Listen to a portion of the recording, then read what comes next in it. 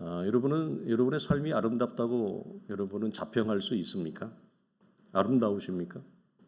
네. 세상을 아름답다라고 말할 수 있는 것은 뻔한 소리가 아니라 이건 새로움을 받아야만 세상이 아름답게 보입니다.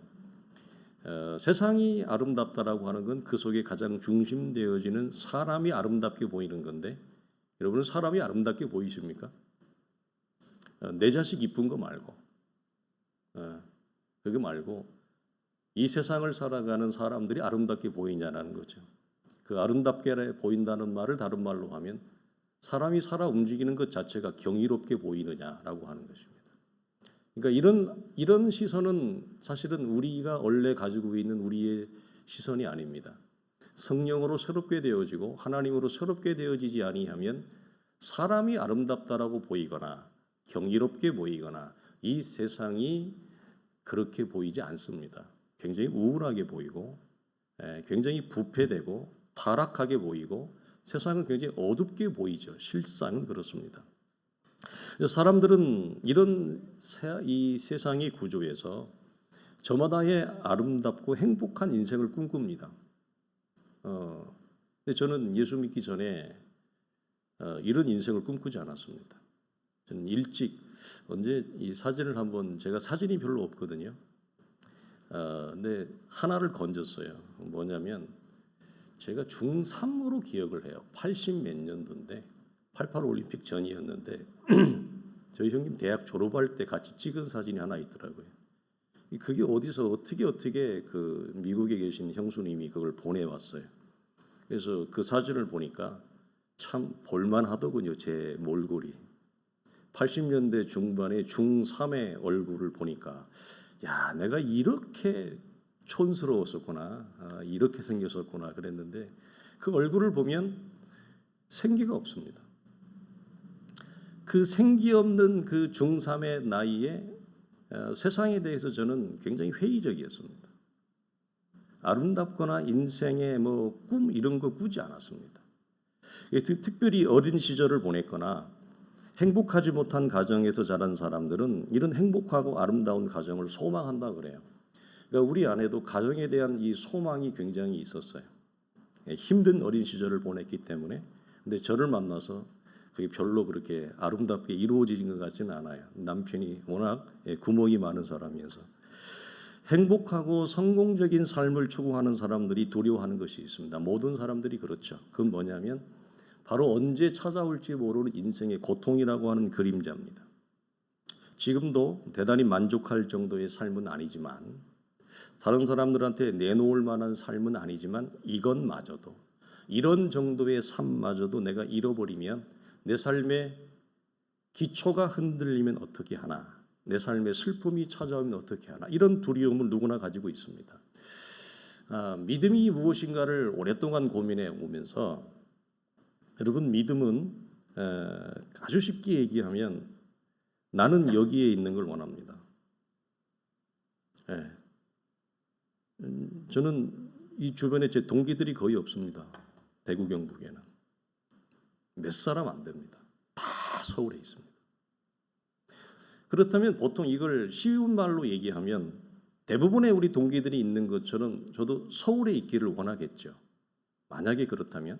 근데 하나님이 전혀 낯설고 물설는 것, 저는 굉장히 많이 이사를 했고 외국 생활도 굉장히 다양한 곳을 다녔습니다. 그러니까 영국에서도 한 곳에만 있는 처지가 못 되었습니다. 정말 영국에서도 집을 많이 이사를 했습니다. 왜? 싼 곳을 찾다 보니까 한 곳에서 느긋하게 이렇게 플랫 같은 아파트 같은 거 얻어가지고 있을 사정이 못 되었어요. 그러니까 계속 싼 곳을 찾아다니니까 배낭 하나 메고 계속 다녔어요. 그러니까 굉장히 낯선 곳에 익숙한 사람입니다. 어릴 때부터. 그렇지만 그럼에도 불구하고 낯설 수 있습니다. 여기가 저에게는.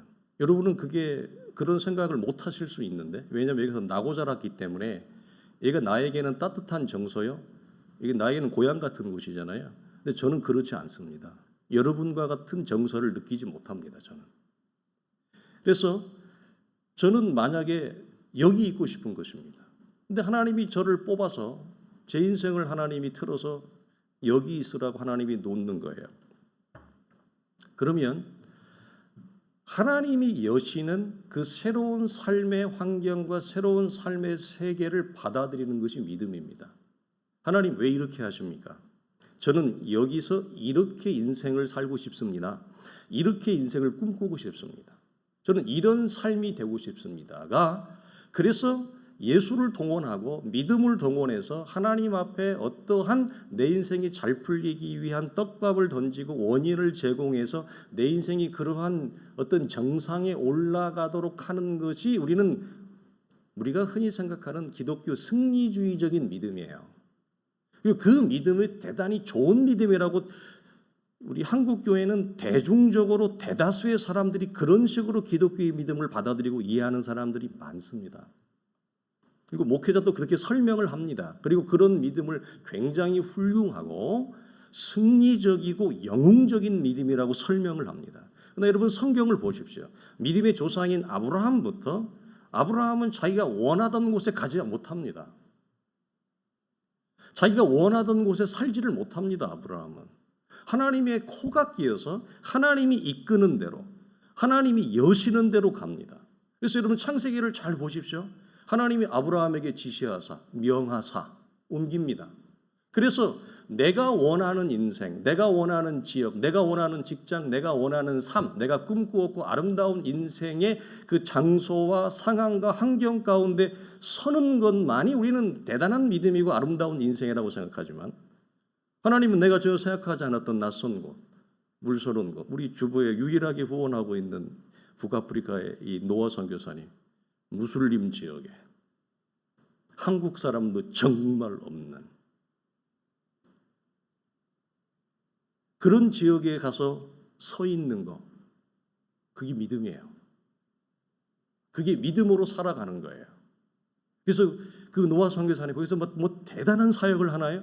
아니요. 맨날 절망합니다. 선교 편지 받았죠. 비자가 또 거절됐습니다. 왜 하나님이 그 북아프리카라고 하는 무슬림 지역에서 그 홀로 외롭게 사역하는 선교사님의 비자가 통과되지 않도록 왜 하나님이 역사하지 않을까요? 왜 거기서 비자가 통과되어지는 승리를 맛보게 하지 않을까요? 왜 좌절하고 절망하게 할까요? 우리는 기독교의 믿음이 그렇게 승리와 형통으로 가는 것만으로 우리는 받아들이는 이런 대중적인 믿음, 이걸 저는 대중적인 믿음 아니면 상업적인 믿음으로 이게 전락된 거예요. 사실은 이게 어디에서 왔냐면 미국 복음주의에서 왔어요. 미국식 복음주의는 그래서 승리주의와 이런 성공주의와 더 나가면 이게 영웅주의로 갑니다. 이게 사실은 지금 미국 기독교를 이끌고 있는 대부분의 세력입니다. 트럼프 대통령을 시작해서 트럼프를 지지하고 있는 대다수의 미국 기독교의 장로교라고 하는 이 복음주의라고 하는 바운더리 안에 있지만 트럼프를 지지하는 대다수의 미국 기독교가 이런 색깔을 가지고 있습니다. 그러니까 이번에도 사실은 미국 기독교가 트럼프를 지지하지 않았으면 트럼프는 재선되지 못했습니다. 그런데 전 세계의 중심에 있다라고 하는 미국의 기독교마저도 이런 식으로 변했습니다. 그러니까 우리가 분별할 줄 알아야 된다는 거예요. 물론 우리 안에는 승리와 영광이 있습니다. 그러나 그럼에도 불구하고 아름다운 인생이라고 하는 것은 승리와 영광만이 있는 것이 아니라 반드시 슬픔과 고통과 상실이라고 하는 이 자리를 지나야 됩니다. 겪어야 됩니다. 그렇지 않고는 이룰 수 없다는 거예요. 그래서 우리는 내 삶에 흔들리는 이 찾아오는 두려움에 대한 고통에 대해 시달리고 있는 분들이 많죠. 사별의 고통, 사랑하는 이들, 가난과 질병의 고통, 꿈을 이루지 못한 좌절의 고통, 직장을 잃어버린 실직의 고통, 미래에 대한 두려움에서 오는 고통, 사람과의 관계가 끊어져 버린 단절에서 오는 고통, 그리고 인생을 함께 나누고 같이 쉐어할 대상이 없는 외로움과 고독의 고통까지, 고통의 그림자는 많습니다. 오래전 이야기입니다. 미국의 윌로크리 처치에서 동성애자를 위한 동성애 소그룹을 만들 때 전 세계적으로 난리가 난 적이 있습니다. 어떻게 교회 안에서 동성애를 품을 수 있느냐? 동성애자를 위한 소그룹을 만들었어요. 30년도 더 됐은 이야기입니다. 난리가 난 적이 있습니다. 배척해야지. 지금은 교회 안에 어떤 소그룹 운동이 일어나고 있는지 아세요? 외로움과 고독에 몸부림치고 있는 현대 교인들이 교회 안에 많습니다. 외로움과 고독 소그룹을 만들고 있습니다. 지금 동의되십니까? 아내가 남편이 있고 자식이 있는데 외로워요. 이걸 해소할 방법이 없어요. 그래서 교회 안에 그런 쪽의 전문가들을 리더로 세워서 외로움 소그룹을 만든대요. 여러분 대단히 동의할 만한 사실입니다. 사람들은 본성적으로 슬픔이라는 고통을 여러분 싫어합니다. 어떻게 하든지 피하고 싶죠.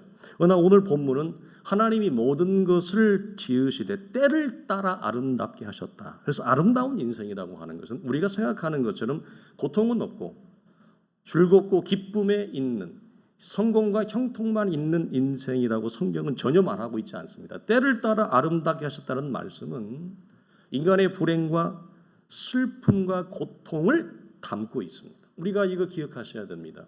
아직 우리 청년들은 이걸 잘 피부적으로 와닿지 않을 수 있는데요. 슬픔과 고통이 하나입니다. 한 면입니다.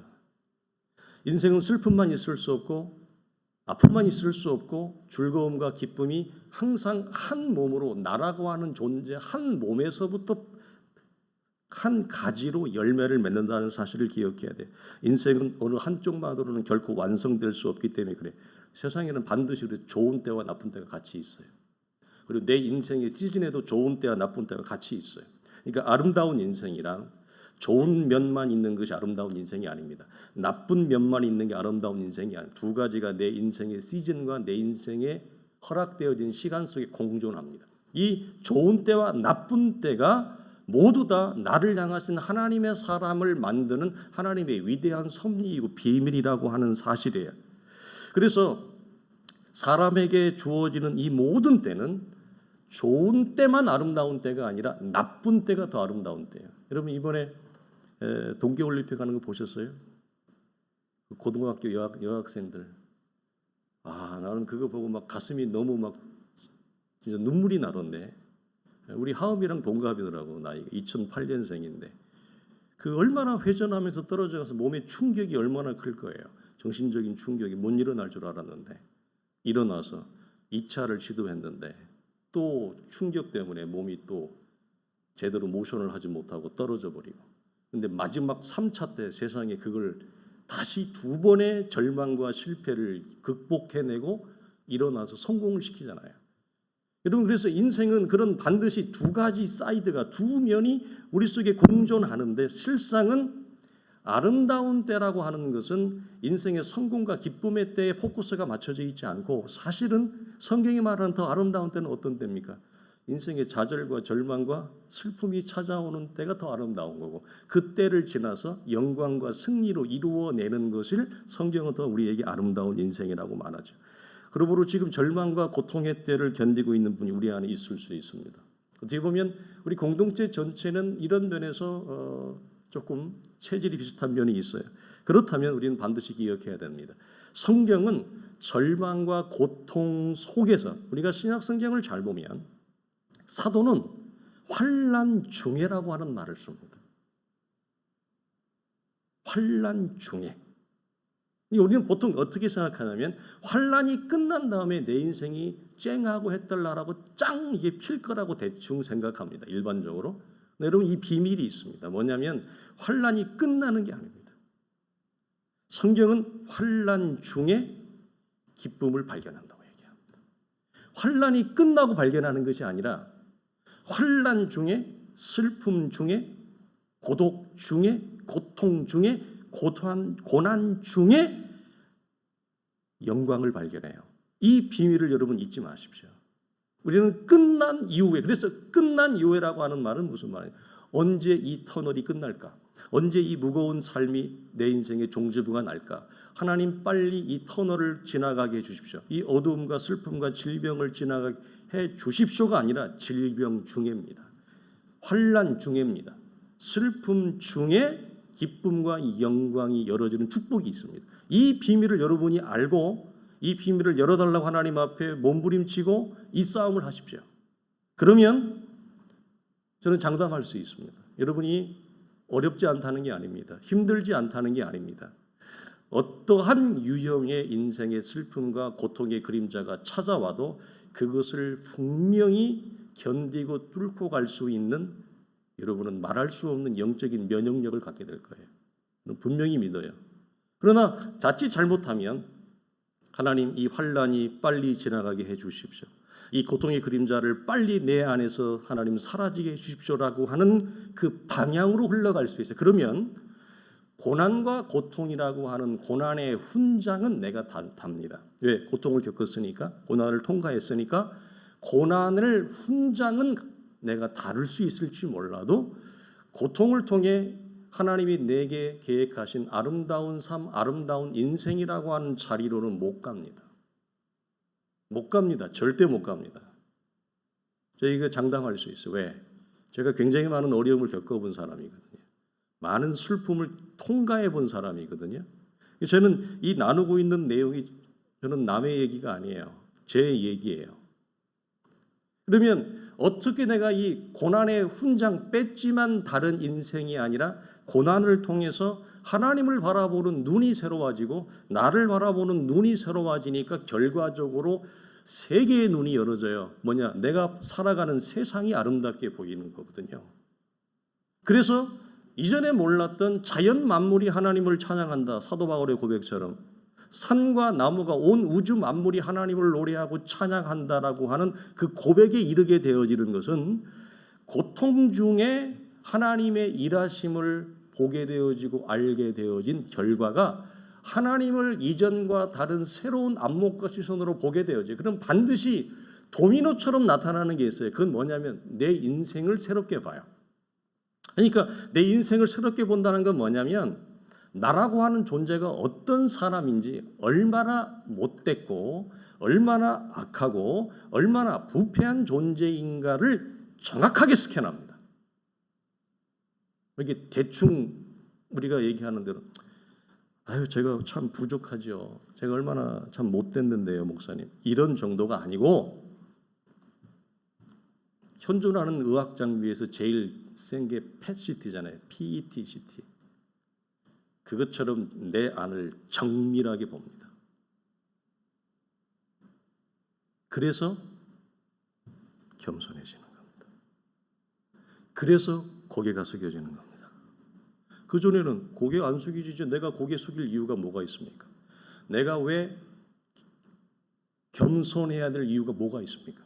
모두가 다 자기가 대장이라고 하는 시대, 모두가 다 자기가 왕이라고 하는 시대, 모두가 다 세상의 중심이라고 하는 시대에 내가 왜 고개를 숙여야 됩니까? 내가 왜 겸손하게 살아야 됩니까? 이유가 없습니다. 바보지요, 그것은.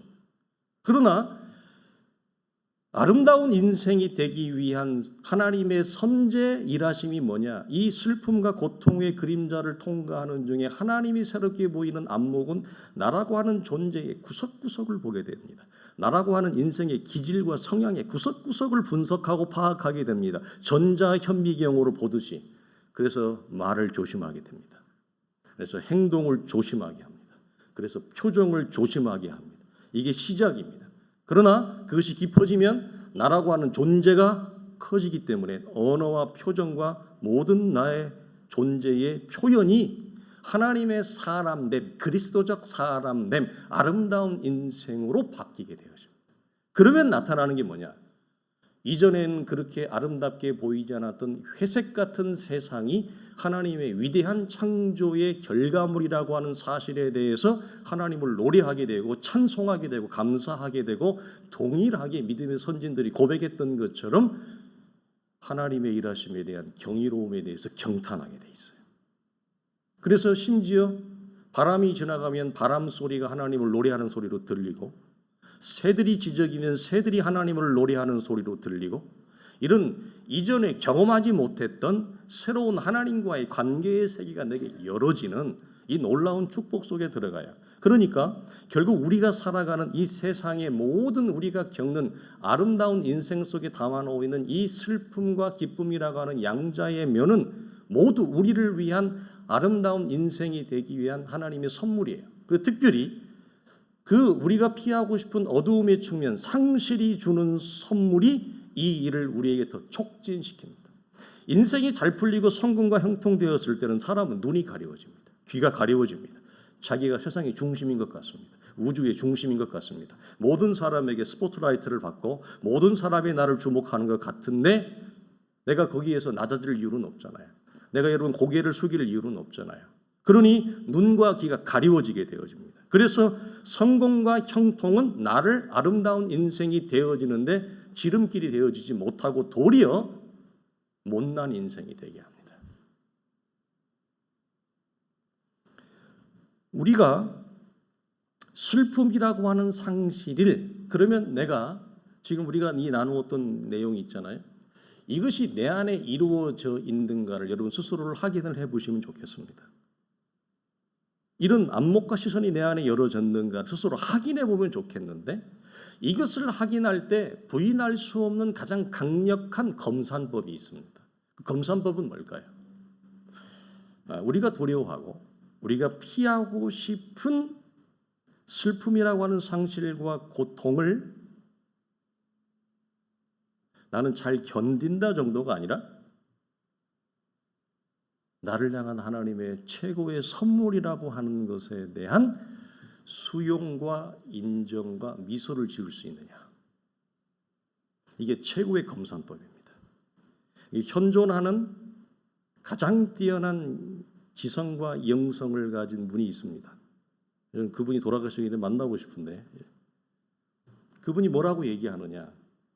우리가 하나님의 일하심, 특별히 슬픔과 고통과 아픔에 대해서 아름다운 인생이 되기 위한 전제 조건이 내가 그 위에 서 있는 걸 어떻게 확인할 수 있습니까? 그분한테 물어요, 많은 사람들이. 그러니까 당신이 지금 겪고 있는, 당신이 원하지 않는, 당신이 피하고 싶은 그 삶의 고통과 아픔을 나를 사랑하신 연고로 하나님이 나를 위해 친히 준비하신 당신만을 위한 선물로 당신은 받을 수 있습니까를 물어요. 여러분은 묻습니다. 당신이 겪고 있는 이 모든 상황이 그것이 즐겁든지 가볍든지 무겁든지 어둡든지 그 상황을 나를 향한 하나님의 최고의 선물로 받을 수 있습니까? 이 병든 몸을, 이 가난한 몸을, 이 나이가 되어졌는데 통장에 돈이 한 푼도 없어요. 그걸 여러분을 향한 나를 향한 선물로 받을 수 있어요? 이렇게 열심히 살았는데 손에 쥔 게 아무것도 없어요. 그게 나를 향한 선물이란 말이에요? 받을 수 있어요? 이렇게 열심히 살았는데 자랑할 만한 인생의 성과가 아무것도 없어요. 자랑할 정도가 아니라 창피해요. 숨고 싶어요. 얘기할 거리가 없어요. 내 인생이. 그걸 나를 향한 하나님의 선물로 받을 수 있어요? 질병을, 가난을 받을 수 있냐고요. 그것을 받을 수 있다면 당신은 아름다운 인생에 쓴 거라고 얘기해요. 그러나 우리 모두는 이 부분에서 한없이 약습니다. 한없이 우리는 약합니다. 왜? 우리가 들어왔던 기독교의 복음이 성공과 형통의 복음으로 우리의 내면 속에 잠재되어져 있습니다. 그래서 창피한 것입니다. 목사도 창피한 것입니다.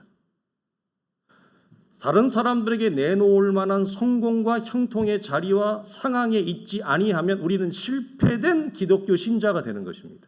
실패한 믿음이 되는 것. 과연 그렇습니까? 성경이 그렇게 말합니까? 그렇지 않습니다, 여러분. 우리가 흔히 얘기하는 실패된 자리, 실패된 아픔과 고통은 나를 향한 하나님의 최고의 선물이라고 하는 사실을 받아들일 때 그것이 눈이 열릴 때, 안목이 열릴 때 금방 나누었던 세 가지의 축복이 찾아올 뿐만 아니라 그는 어떤 어려움과 어떤 인생의 그림자 속에서도 기어이 미소를 지을 수 있는 사람이 됩니다. 영국의 시인 로버트 브라우닝은 이 시에서 이렇게 얘기합니다. 당신의 삶을 거칠게 만드는 고난을 피하지 말라. 그 고통은 당신을 멈추게 하는 것이 아니라 앞으로 나아가게 할 것이다. 당신에게 주어진 이 상황은 당신의 영혼을 변화시키기 위한 하나님의 선물이다. 여러분, 모든 믿음의 사람들은 다 이렇게 얘기합니다. 위대한 하나님의 사람들은 다 이렇게 얘기합니다. 그러나 우리 시대의 흐트러진 기독교의 복음은 이것을 실패한 신전이라고 얘기합니다. 실패한 믿음이라고 얘기합니다. 예수를 잘못 믿었기 때문에 가난하게 산다는 거죠. 예수를 잘못 믿었기 때문에 몸에 병이 났다는 거죠. 예수를 잘못 믿었기 때문에 사업이 부도가 났다는 거죠. 과연 그렇습니까? 우리는 다시 한번 이 부분에서 여러분 묵상하고 숙고를 해야 돼요. 하나님의 눈으로 보면 모든 것이 아름답습니다. 그러나 더 아름다운 것은 슬픔과 상실을 하나님은 더 아름답게 말씀하십니다. 이 말씀과 더불어 왜 하나님이 일의 시종을 사람이 알 수 없게 하셨느냐? 만약 안다면 우리는 반드시 힘든 때는 피하고 좋은 때만을 선택할 것입니다. 어려운 길은 다 외면하지요. 쉬운 길만을 선택한다는 얘기. 그래서 오늘 성경은 하나님이 내 안에 어떤 제한을 두었대요. 인생의 피조물 속에. 그 제한이 뭐냐? 내일을 장래를 알지 못하도록 하나님이 제한을 브레이크를 걸어두었다. 왜? 그렇게 해야만 내 인생을 향한 아름다운 인생을 꿈꾸고 계획하시는 하나님의 일하심이 내 안에 아름답게 이루어질 수 있기 때문에 그것이 우리 지난주에 나누었던 그리스도적 사람이 되는 것입니다. 너희 안에 이 마음을 품으라 곧 그리스도 예수의 마음이니 라고 하는 그리스도의 마음을 품고 그리스도의 형상으로 변화되어지는 그리스도적 사람이 되어지기 때문이다. 전도서를 보면 하나님께서 행하시는 일을 보라. 하나님께서 굽게 하신 것을 누가 능히 곱게 하겠느냐. 형통한 날에는 기뻐하고 곤고한 날에는 되돌아보아라. 이 두 가지를 하나님이 병행하게 하사 사람이 그의 장래일을 능히 헤아려 알지 못하게 하셨느니라. 사랑하는 성도들이여 말씀을 마칩니다. 그러므로 내일 일에 대한 두려움과 내일 일에 대한 고난에 대해서 여러분 떨지 마시고 오늘 내 인생을 향한 하나님의 깊은 일하심이 있습니다. 그것이 혹 내가 원하지 않은 어두움일 수도 있고 슬픔일 수도 있고 고통일 수도 있습니다. 그러나 그 가운데서도 나를 향한 하나님의 아름다운 인생을 꿈꾸고 계획하시고 빚어가시는 하나님을 신뢰하시고 오늘 우리에게 주어진 그 한날을 믿음으로 살아갈 수 있기를 주님의 이름으로 축원합니다.